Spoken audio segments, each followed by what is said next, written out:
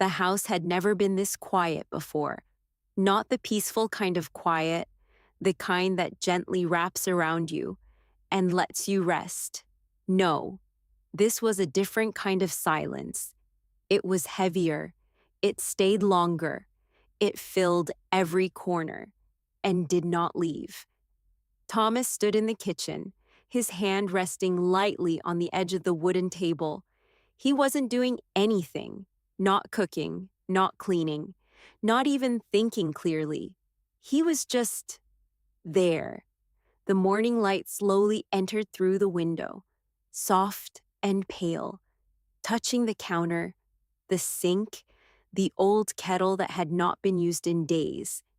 Everything looked the same, exactly the same, and yet nothing felt the same. Across from him, there was a chair, a simple chair. But to Thomas, it was not just a chair.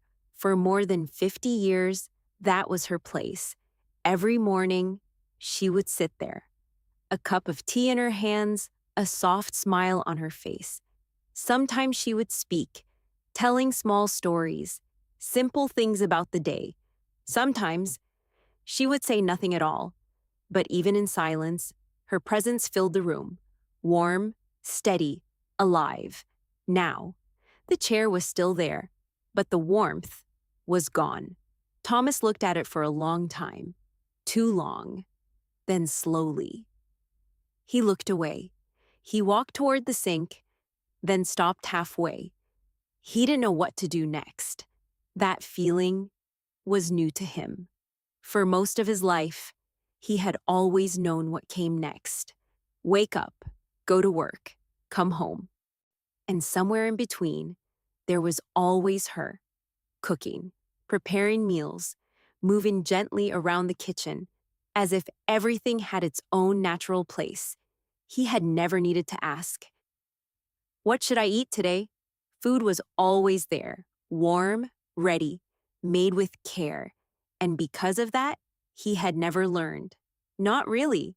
He knew how to boil water, how to make simple tea, but nothing more. He had never stood in this kitchen, alone, with responsibility in his hands, until now. Thomas opened one of the cabinets. Inside, everything was neatly arranged, plates stacked carefully, bowls placed in order, exactly the way she liked it. He touched one of the plates, ran his fingers slowly across the surface, as if trying to feel something. That was no longer there. He closed the cabinet. The sound echoed slightly, too loud for such a small action. Thomas stepped back. His eyes moved around the kitchen again. It felt unfamiliar. Not because it had changed, but because he had never truly seen it before.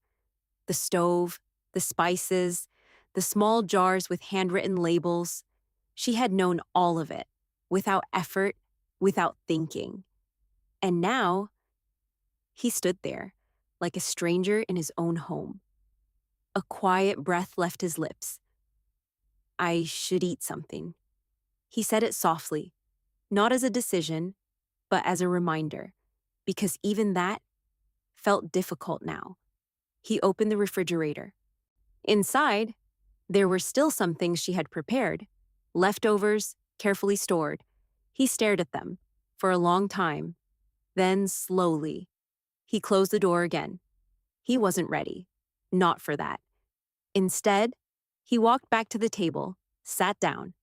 The chair across from him remained empty, and in that moment, the silence felt louder than ever.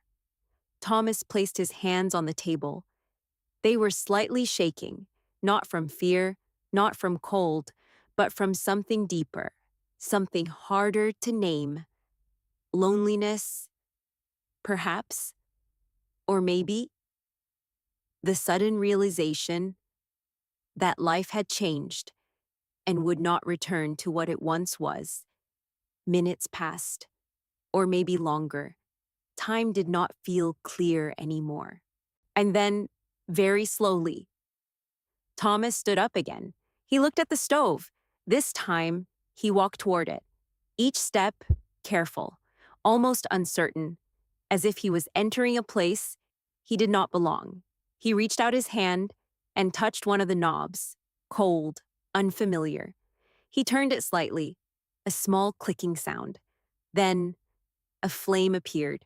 Thomas watched it quietly, something so simple. And yet, it felt like the beginning of something, not big, not dramatic, just a beginning. He looked around again, then spotted a small pot. He picked it up, hesitated, then placed it on the stove. Water. He needed water. He filled the pot slowly.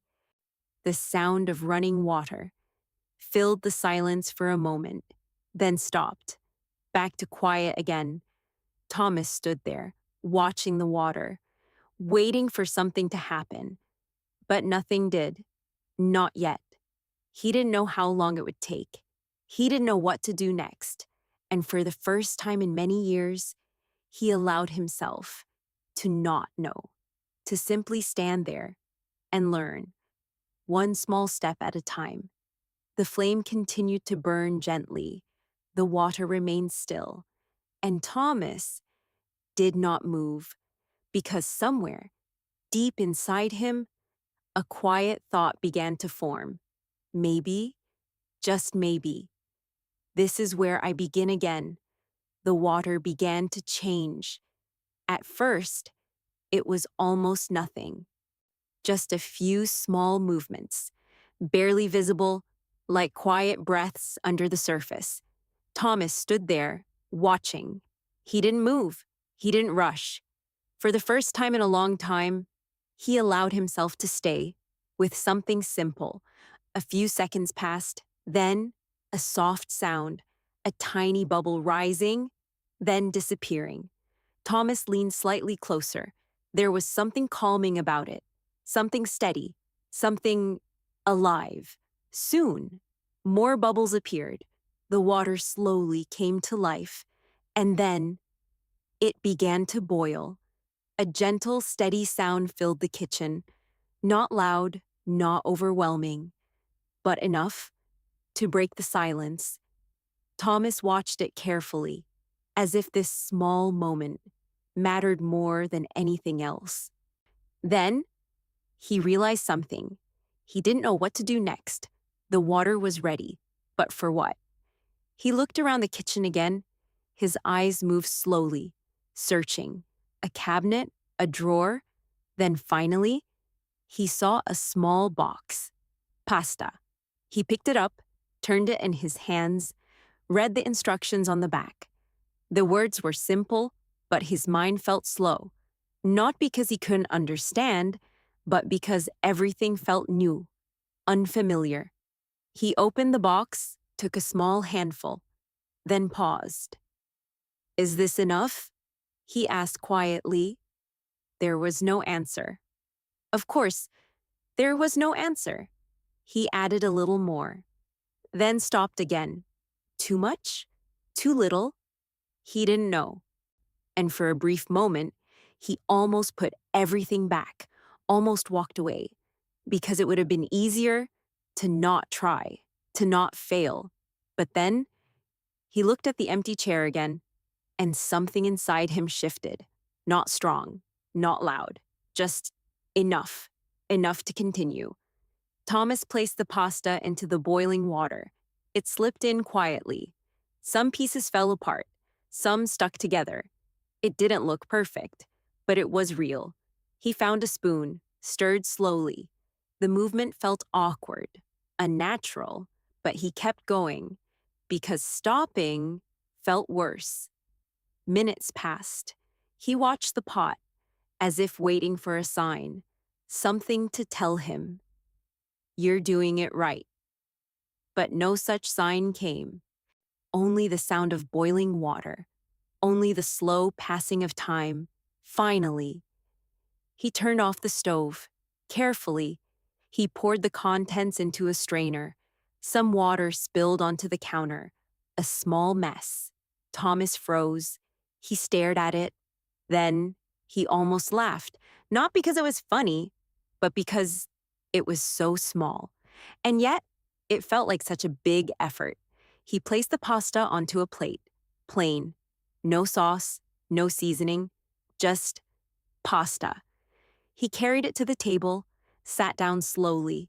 The chair across from him, still empty. Thomas picked up a fork, looked at the food. For a moment, he hesitated. Then, he took a bite. It was soft, a little overcooked, no flavor, nothing special at all. But still, he chewed slowly, swallowed, and in that moment, something unexpected happened. He didn't feel proud.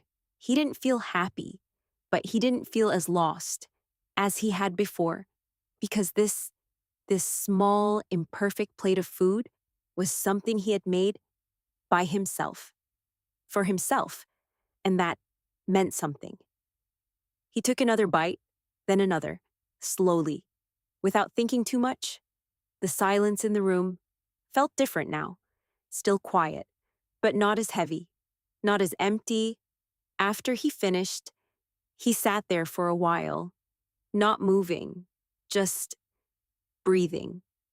Then he stood up, took the plate to the sink, washed it carefully, water running over his hands, warm, real. And when he finished, he dried the plate, placed it back where it belonged, exactly where she used to put it. Thomas paused. His hand rested on the cabinet door, and quietly, a memory came back. Her voice, soft, gentle. You can learn if you try. He closed his eyes just for a moment, then opened them again. The kitchen was still the same, but something inside him was not. That evening, Thomas returned to the kitchen again, not because he had to, but because he wanted to try. This time, he moved a little more confidently, still slow, still careful, but less afraid. He opened the refrigerator, looked inside. Eggs, simple. He took one, held it gently, then tapped it against the edge of the bowl. Too hard. The shell cracked unevenly. A small piece fell in. Thomas sighed softly, but he didn't stop. He removed the shell piece, tried again. This time, a little better. He heated the pan, added a small amount of oil, watched it carefully, then poured the egg in. It spread quickly, edges turning white, the center still soft. Thomas leaned closer, watching, learning. The smell was simple, but new to him. He flipped it too early. It broke slightly, not perfect, but not a failure. He placed it on a plate, looked at it, then a small nod, as if saying to himself, "This is okay." That night, Thomas went to bed with something he hadn't felt in many days. Not happiness, not yet, but something quieter, something softer, a small sense that maybe he could learn, that maybe, step by step, he could build a new rhythm, not the same as before, never the same, but still a life. And in the darkness of the room, with the silence still around him, that small feeling was enough to let him rest. The next morning arrived quietly, just like every morning before. But for Thomas, something had begun to change, not in the world outside. The sky was still pale, the street still calm. But inside him, there was a small difference, and a thought, a simple one. I will try again. He stood in the kitchen, not as a stranger this time, but not yet as someone confident, somewhere in between. The space still felt unfamiliar, but less distant. The table, the chair, the quiet light through the window, all the same, but softer now. Thomas walked to the sink, turned on the water. The sound filled the room, gentle, steady. He washed his hands slowly, not because they were dirty, but because the action itself gave him something to hold on to, a beginning. Today, he decided to make something slightly different. Nothing complicated, just something more than yesterday. He opened the refrigerator. Eggs again. Bread. A small piece of butter. He took them out carefully, placed them on the counter. Each movement, still deliberate, still thoughtful. He picked up the bread, looked at it. Simple, ordinary.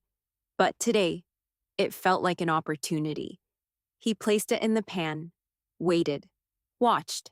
The bread slowly changed color, light brown, then slightly darker. He flipped it. Too late. One side, a little burnt.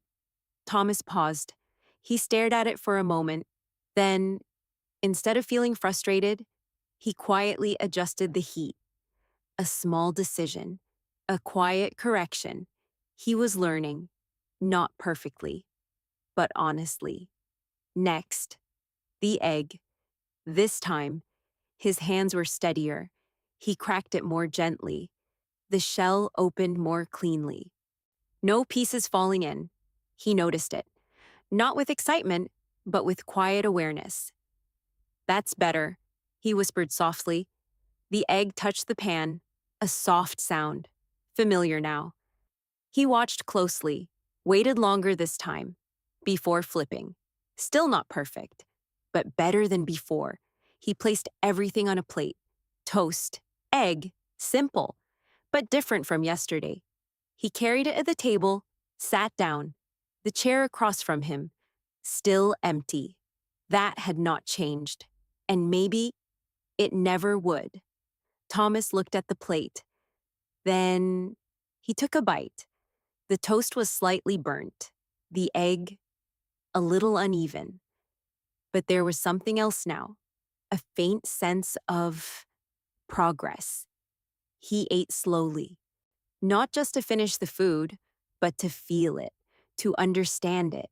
Each bite, a small step forward. After he finished, he didn't sit for long. He stood up and began to clean, this time with more confidence, more rhythm. Not smooth yet, but less uncertain. The kitchen began to feel slightly more familiar, as if it was slowly accepting him. Later that day, Thomas left the house. For the first time in several days, not for a specific reason, just to walk. The air outside felt different, brighter, more open. He walked slowly, his hands in his pockets. People passed by, some in a hurry, some talking. Life, continuing. Thomas observed quietly. He did not feel separate from it anymore. Just a little behind. And that was okay. After a short walk, he found himself standing in front of a small grocery store. He hesitated. Cooking at home was already difficult, but choosing ingredients? That felt like something even bigger. Still, he stepped inside. The air was cooler. The shelves were full. So many choices. Too many. Thomas moved slowly, looking at everything. Vegetables, spices, sauces, things he had seen before, but never really noticed. He stopped in front of a shelf. Tomato sauce, different kinds, different brands. He reached out, then pulled his hand back. What if I choose the wrong one? The thought came quietly. Then, another thought followed. What if it doesn't matter? Thomas stood still. Then, he picked one.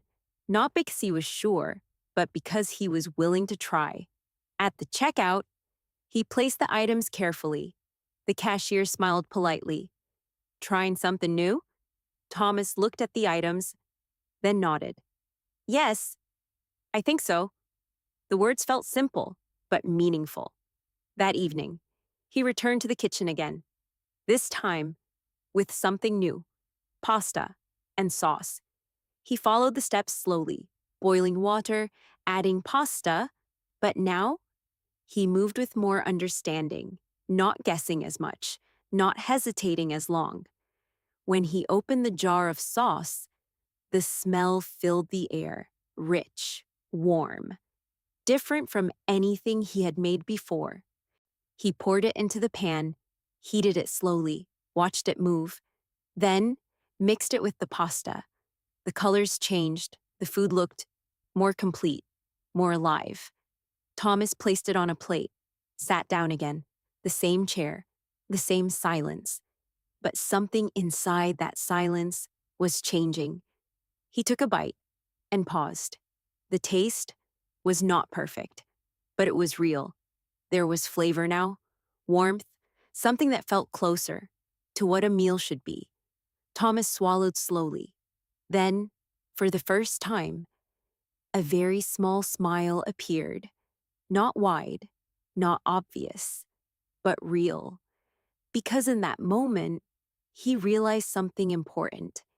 He was no longer just surviving. He was beginning to live again. Not in the same way as before, not with the same life, but with a new one, built slowly, through small actions. After dinner, he cleaned the kitchen, turned off the lights, and stood there for just a moment, looking around, not as a stranger anymore, but not fully at home either, still in between, still learning, still growing. And as he walked to his room, that quiet thought returned again, gentle, steady. I will try again tomorrow. Days began to take on a quiet rhythm, not the old rhythm, the one Thomas had known for decades, the one shaped by shared routines and familiar voices. That rhythm was gone, but in its place, something softer was forming, something slower, something new. Each morning, Thomas entered the kitchen, not with confidence, but with intention, and that was enough. The movements were still careful, still measured, but no longer uncertain in the same way. He knew where the plates were now. He knew which drawer held the spoons. He remembered how long the water should boil. These were small things, but they mattered, because each small thing was something he had learned on his own. One morning, he decided to try something different again. Not just eggs, not just toast, something slightly more complex. He stood in front of the counter, looking at the ingredients: vegetables, onions, carrots, a small piece of chicken. He had bought them the day before, without a clear plan, only with a quiet idea. I will find a way. Thomas picked up the onion, turned it slowly in his hands. He had seen his wife cut onions hundreds of times, but he had never done it himself, not once. He placed it on the cutting board, held the knife, paused. There was hesitation, not fear, but respect. For the task, for the unknown. He began slowly. The first cut, uneven. The second, slightly better. Then, his eyes began to sting. Tears formed, unexpected. Thomas stopped, closed his eyes for a moment, and suddenly, a memory returned. Her, standing in this exact place, cutting onions, laughing softly, as tears ran down her cheeks. It's just the onion, she used to say. Thomas let out a quiet breath. His eyes opened again. The kitchen was empty, but the memory remained. He continued cutting. This time, more slowly, more carefully.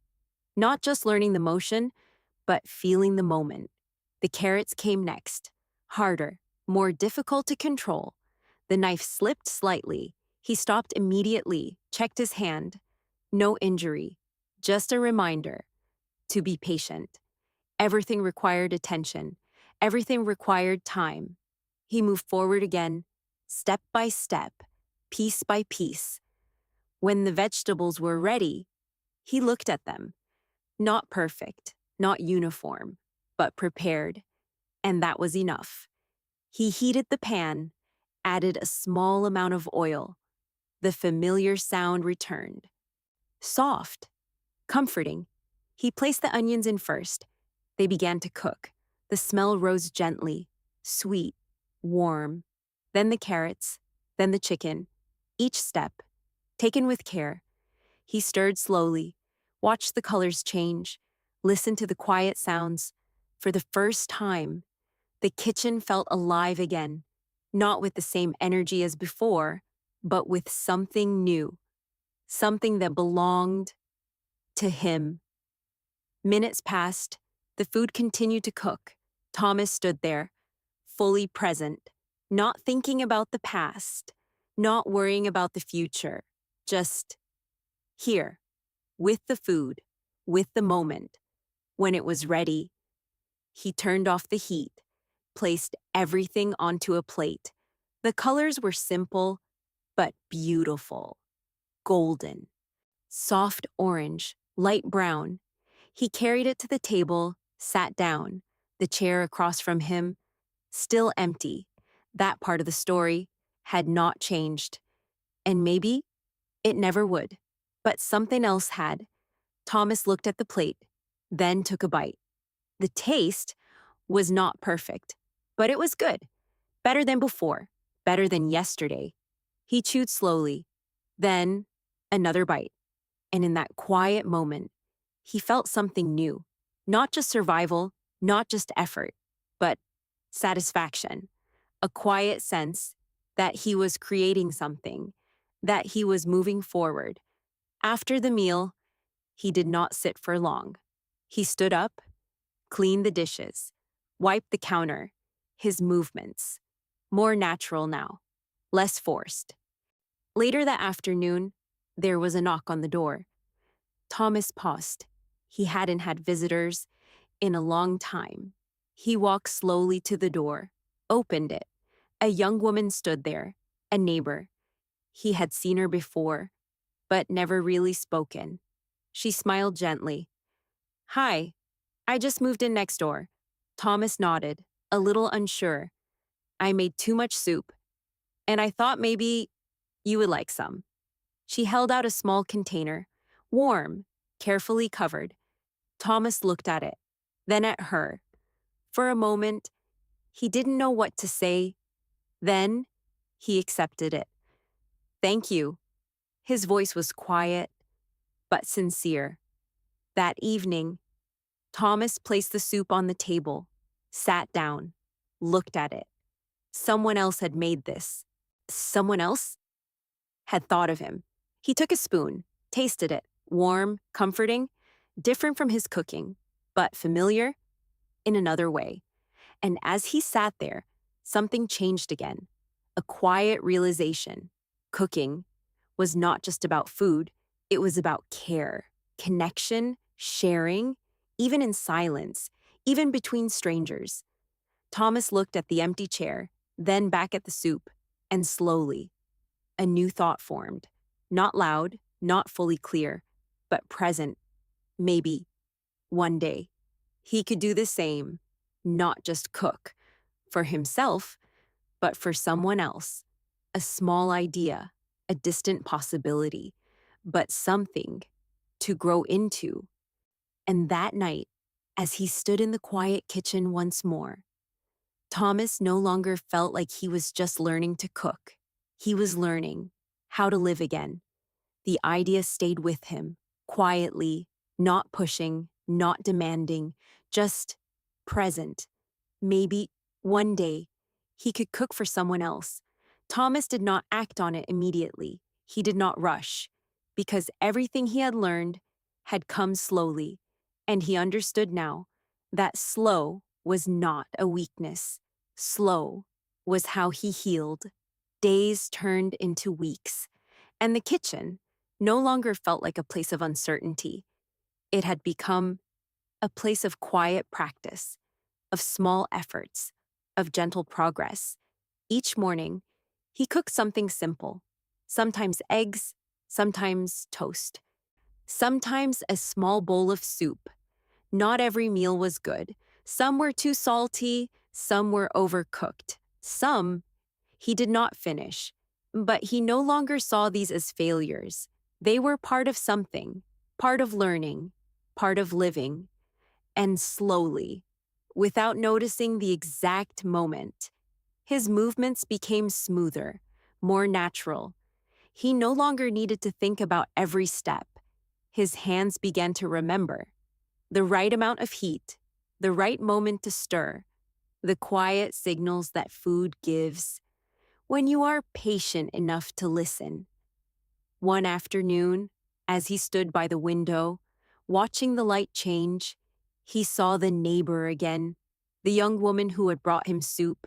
She was carrying groceries, moving quickly, her arms full. And Thomas watched for a moment. Then, before he could think too much, he opened the door. "Do you need help?"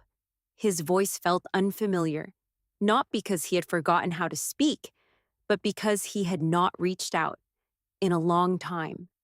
The woman turned, surprised, then she smiled. "Yes, thank you."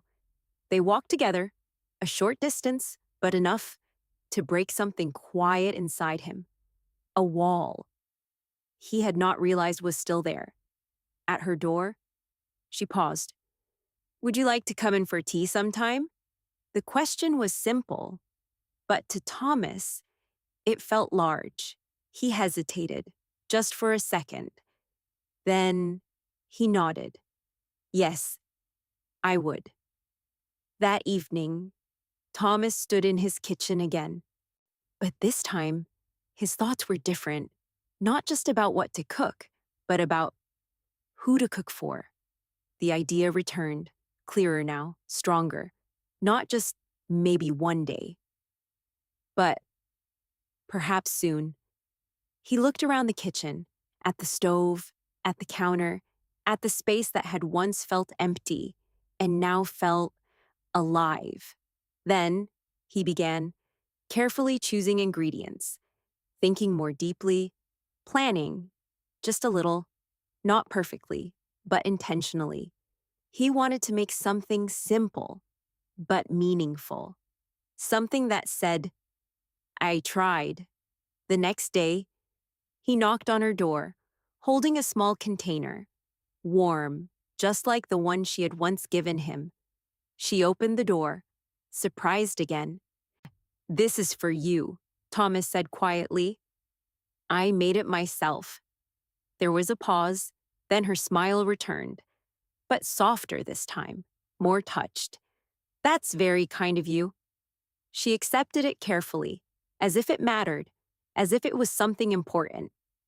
And in that moment, Thomas felt something shift, deep inside him, not loud, not overwhelming, but real. He had not just cooked, he had shared. Days later, she knocked on his door again, holding the empty container. "It was very good," she said. "Thank you." Thomas nodded, a small smile appearing again. That same quiet smile that had begun to return to his life. They spoke for a few minutes. Nothing serious, nothing complicated. Just simple conversation. But even that felt new, felt important. From that day on, something began to grow, not quickly, not dramatically, but steadily. Thomas continued cooking, but now, not only for himself. Sometimes he made a little extra. Sometimes he shared with his neighbor, then later with another neighbor, then with someone at the small community center nearby. Each time, the same feeling returned: quiet, warm, meaningful. He was not just passing time anymore, he was creating something, a connection, a reason, a purpose. One afternoon, as he stood in the kitchen, stirring a simple pot of soup, he paused. The movement stopped, the spoon resting gently in his hand, and in the reflection of the small kitchen window, he saw himself. Not the man from before, not the man lost in silence, but someone else. Someone quieter, softer, but also stronger in a different way. He thought of her, of the years they had shared, of the meals she had prepared, of the care she had given every single day. And for the first time, he did not feel only loss.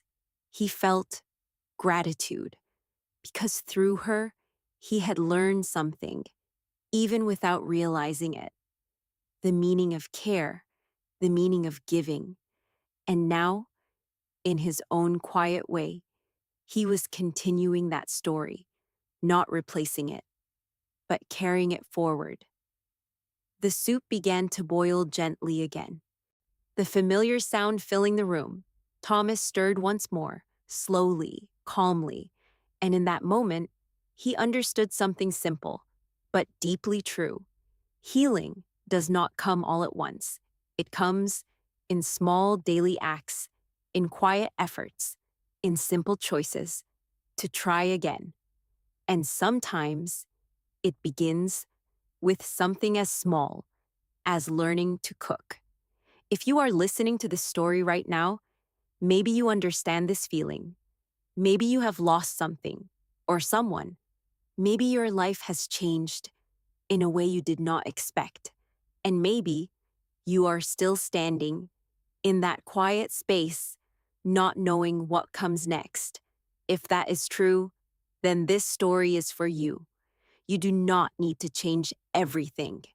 You do not need to find all the answers. You only need to take one small step, one simple action, one quiet beginning, and then another and another, because meaning does not disappear. Sometimes it just waits for you to find it again. If this story made you feel something, even something small, take a moment, slow down, breathe, and think about one small thing you can do today. Not something big, just something real. And if you want to continue learning English through calm and meaningful stories like this, stay with us, listen again, come back tomorrow, and allow yourself to grow slowly, gently, one story at a time.